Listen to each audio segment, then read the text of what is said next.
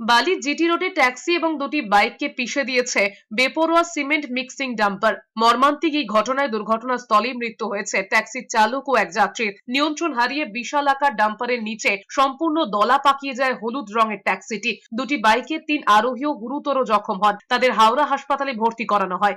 জানা গিয়েছে বুধবার রাত 10:30 নাগাদ বালি থানার দেওয়ানগাজী এলাকায় ঘটনাটি ঘটে।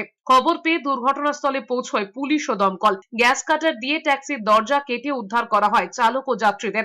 আশঙ্কাজনক অবস্থায় 5 জনকে হাসপাতালে নিয়ে যাওয়া হয়।